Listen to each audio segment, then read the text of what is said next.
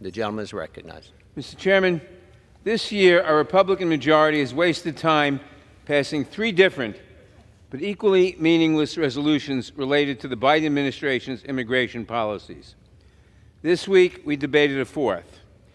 We now move on to yet another meaningless and poorly written piece of immigration legislation. Just like the 4 resolutions, this bill is full of empty rhetoric that will do nothing to solve the situation at the border. Not a single dollar will go to help our law enforcement agents at the border as a result of this bill. Not a single person will be denied entry to this country as a result of this bill. And not a single community will be made safer as a result of this bill. It is just another stale attempt to demonize and fearmonger about immigrants wrapped in fresh packaging. The bill itself is an oddly written and thrown together reporting bill that claims to require the Attorney General to produce a report on the impact of the, quote, Biden border crisis, close quote, on federal, state, and tribal law enforcement. When it comes to reporting bills, I'm usually supportive. It is essential for us to conduct oversight of the executive branch, and reports are an important way to do that. Unfortunately, this bill is such a sham and is riddled with so much misinformation and blatantly partisan political rhetoric masquerading as fact that I cannot support it. Here is just one example of how poorly written the bill is. It requires the Attorney General to report on the impact of the so-called Biden border crisis without defining that term. Without a definition, the term is meaningless, and the Attorney General would have no guidance on what data the report should actually contain. The obvious cheap political rhetoric exposes this legislation as an unserious messaging bill. But beyond that, in a world where my Republican colleagues consistently say that they do not trust the Attorney General to carry out their intent, the lack of definitions makes little sense. The bill also attempts incorrectly to paint undocumented migrants as being the primary source of fentanyl brought into the country, when we know that this is not true. The vast majority of fentanyl is seized at ports of entry, trafficked by U.S. citizens. Over 86% of those convicted for fentanyl-related drug trafficking convictions are U.S. citizens. Furthermore, cartels are not risking their product on people who illicitly cross the border between points of entry. In fiscal year 2023, CBP seized approximately 27,000 pounds of fentanyl. Less than 10% of those drugs were seized by the Border Patrol. The vast majority, or roughly 90% of fentanyl, was seized by the Office of Field Operations, which mans the ports of entry. Lastly, the bill asks the Attorney General to report on the resources devoted to addressing the border and the resources that are, quote, not available to law enforcement agencies, close quote.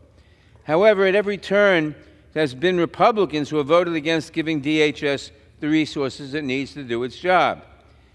In 2021, all but 6 current House Republicans voted against the bipartisan infrastructure deal, which provided additional funding to modernize ports of entry and allow for non-intrusive inspections to combat the smuggling of people and drugs. Likewise, all but 2 current House Republicans voted against providing robust funding for Customs and Border Protection and border security operations in the FY 2023 appropriations omnibus legislation. That bill provided more than $17 billion to CBP, including $60 million to hire an additional 125 CBP officers and $70 million for non-intrusive inspection technology to detect narcotics and firearms at ports of entry. And when it comes to the President's supplemental request, which would provide $14 billion for border security, we have not had a single hearing, let alone a vote on the request.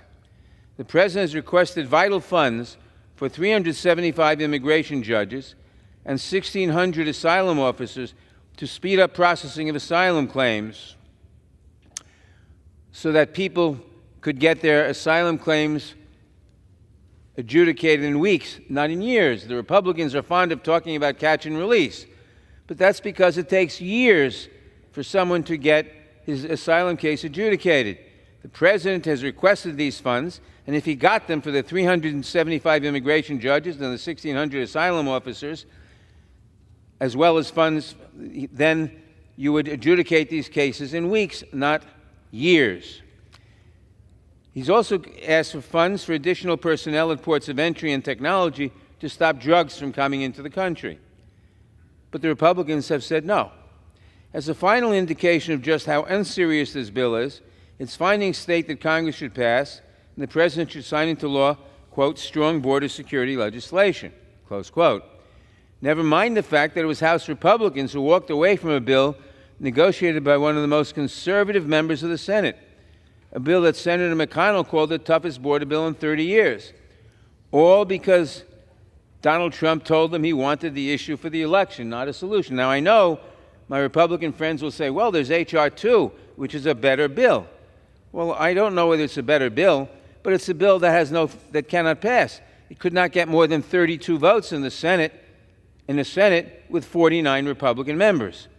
You don't get strong border security legislation by passing congressional resolutions and reports.